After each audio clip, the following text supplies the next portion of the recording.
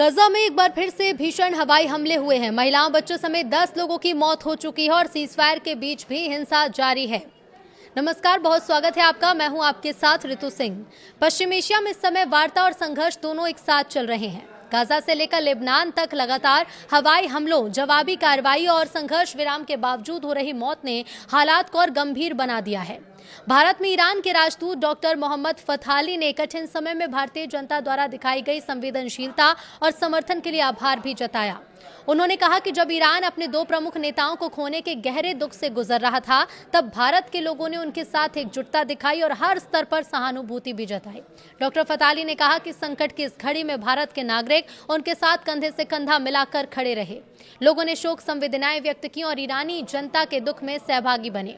उन्होंने कहा कि यह समर्थन केवल औपचारिक नहीं था, बल्कि भारतीय समाज की मानवीय संवेदनाओं और मित्रता का प्रतीक भी था।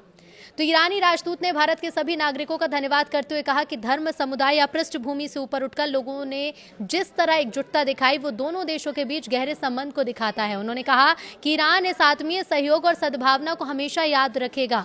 सीज फायर के बावजूद संघर्ष अभी भी जारी है। गाजा स्वास्थ्य मंत्रालय के मुताबिक सीज फायर लागू होने के बाद भी अब तक 936 लोगों की मौत हो चुकी है।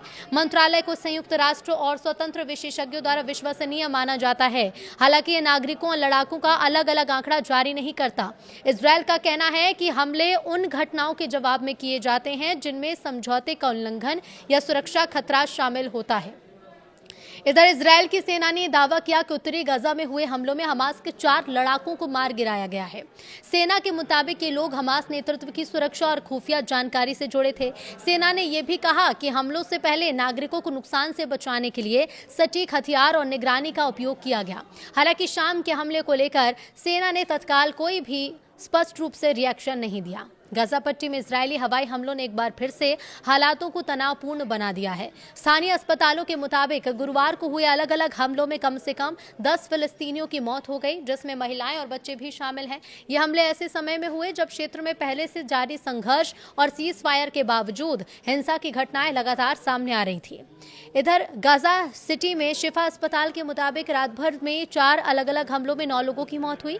अस्पताल ने बताया कि मृतकों में 2 महिलाएं और 2 बच्चे शामिल हैं। रेड क्रॉस द्वारा संचालित सराया फील्ड अस्पताल ने बताया कि गुरुवार शाम हुए एक और हमले में एक व्यक्ति की मौत हो गई और एक घायल हुआ। प्रत्यक्षदर्शियों के मुताबिक एक हमले में रिहायशी इमारत की ऊपरी मंजिल पर बड़ा धमाका हुआ, जिससे दीवारें टूट गई और घर का सारा सामान बिखर गया। हमलों के बाद अस्पतालों में परिजनों की भीड़ लग गई। एक पीड़ित के रिश्तेदार ने कहा कि हालात लगातार खराब हो रहे हैं। उन्होंने कहा कि लोग कहते हैं कि युद्ध रुक गया है, लेकिन असल में युद्ध खत्म नहीं हुआ। हर रात मौत हो रही है, आंकड़ा लगातार बढ़ रहा है। लेकिन इसी बीच अमेरिका, जो कि लगातार अमेरिका की तरफ से भी कई तरह के दावे किए जा रहे हैं, दबाव बनाया जा रहा है, लेकिन ईरान ने अमेरिका के इतने ठिकानों को तबाह कर करोड़ों डॉलर का नुकसान पहुंचा दिया है। चाहे युद्ध शुरू होने के बाद से ही बात करें तो अमेरिका ने 20 सैन्य ठिकानों को नुकसान पहुंचाया। कुछ सैटेलाइट तस्वीरों और वीडियोस का अगर विश्लेषण किया जाए तो इसके मुताबिक हमले सार्वजनिक रूप से स्वीकार किए गए दायरे से बहुत ज्यादा बड़े थे। फरवरी के अंत से ईरान ने मध्य पूर्व के 8 देशों में स्थित महत्वपूर्ण सैन्य ठिकानों को निशाना बनाया। इन हमलों में अत्याधुनिक वायु रक्षा प्रणाली, ईंधन भरने वाले विमान और रडार प्रणालियों को करोड़ों डॉलर का नुकसान पहुंचा। ईरान ने पिछले 3 महीने में ईरान और लेबनान पर हुए अमेरिकी इजरायल के हमलों के जवाब में अमेरिकी ठिकानों और जो साझा सैन्य सुविधाएं हैं उन्हें निशाना बनाया है। अमेरिकी रक्षा मंत्रालय का कहना है कि ऑपरेशन एपिक फ्यूरी शुरू होने के बाद से उसने ईरान में 13,000 से ज्यादा लक्ष्यों पर हमला किया।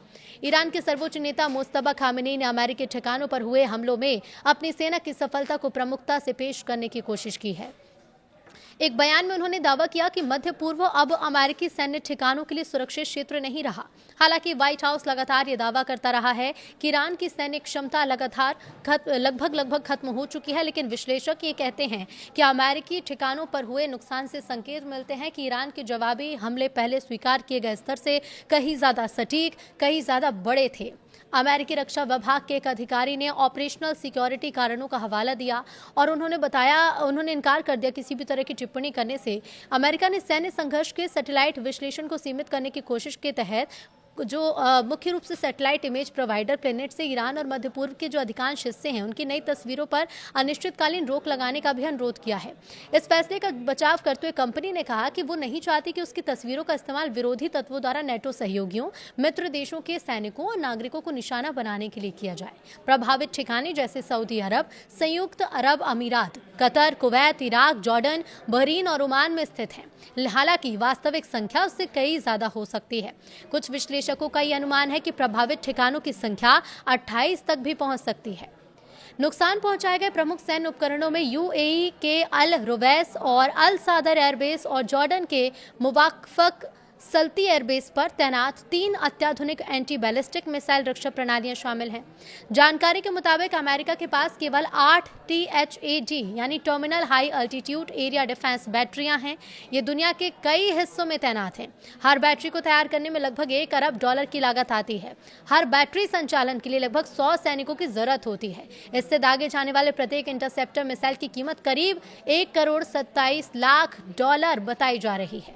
अमेरिकी ठिकानों को हुए कुल नुकसान का सटीक आकलन करना काफी मुश्किल है। हालांकि मई में पेंटागन ने ऑपरेशन एपिक फ्यूरी की कुल लागत $29 अरब बताई थी। माना यह जा रहा है कि इस राशि का बड़ा हिस्सा संघर्ष में क्षतिग्रस्त या नष्ट हुए उपकरणों की मरम्मत और उन्हें हटाने पर ही खर्च होगा। डेमोक्रेट नेताओं का यह कहना है कि अनुमान वास्तविक लागत से भी कम है। रिपोर्ट में यह कहा गया कि फरवरी से अब तक से कम 42 विमान नष्ट या क्षतिग्रस्त हुए, जिसमें F-15 और F-35 लड़ाकू विमान, 24 MQ-9 रीपर ड्रोन और एक A-10 अटैक विमान शामिल है। अमेरिकी सेना द्वारा इस्तेमाल किए जाने वाले महंगे सैन्य उपकरण की तुलना में ईरान ने कथित तौर पर अपने हमलों में सस्ते और आसानी से बदले जा सकने वाले ड्रोन का इस्तेमाल किया। विशेषज्ञ मानते हैं कि युद्ध के दौरान ईरान की रणनीति में बदलाव भी देखने को मिला। शुरुआत में उसने बड़े पैमाने पर मिसाइल हमले किए जो मध्य पूर्व के शहरों और सैन्य ठिकानों को निशाना बनाते थे। बाद में उसने अधिक सटीक और लक्षित हमले शुरू किए। अमेरिका स्थित स्टिम्सन सेंटर के विश्लेषक डॉक्टर केली ग्रिएको ने कहा कि ईरान के शुरुआती हमले संख्या के बल पर वायु और मिसाइल रक्षा की प्रणालियों को निष्क्रिय करने के उद्देश्य से किए गए थे। उन्होंने कहा, लेकिन कुछ ही दिनों में ईरान ने छोटी लेकिन अधिक सटीक हमलावर रणनीति अपनाई। इससे अब वो अपनी बाकी मिसाइलों और ड्रोन को महत्वपूर्ण लक्ष्य के लिए बचाकर रख सका और ऐसे ठिकानों पर हमला कर सका जहां मामूली चूक भी भारी नुकसान पहुंचा सकती थी। अमेरिकी सेना शुरुआती चरण में कुछ हद तक लापरवाह दिखाई दी क्योंकि उसने ईरानी ड्रोन और मिसाइलों की पहुंच से बाहर अपने विमानों को नहीं हटाया। उनका कहना था कि प्रिंस सुल्तान एयरबेस के मामले में विमान नष्ट होने से पहले भी उस ठिकाने पर हमला हो चुका था। ईरान के सर्वोच्च नेता मुस्तफा खामेनेई ने कहा कि इस क्षेत्र के देश और उनकी धरती अब अमेरिकी ठिकानों की ढाल नहीं बनेंगे। उन्होंने आगे कहा कि अमेरिका के लिए इस क्षेत्र में दखल देना और सैन्य ठिकाने स्थापित करने की कोई भी सुरक्षित जगह नहीं बचेगी। वो दिन ब दिन अपनी पुरानी स्थिति से और दूर होता जाएगा। उनका ये बयान अब ऐसे समय में आया है जब अमेरिका और ईरान के बीच युद्ध विराम को लेकर तनाव फिर से बढ़ने लगा था।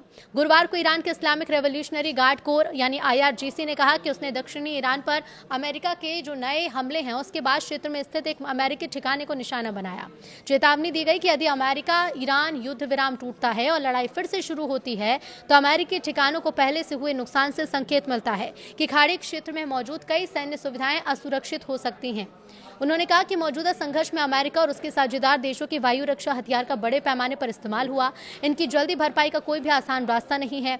इसका मतलब है कि अगर ईरान दोबारा हमला करता है तो उसका सामना करने के लिए उतने इंटरसेप्टर उपलब्ध नहीं होंगे जितने संघर्ष शुरू होने के समय में थे।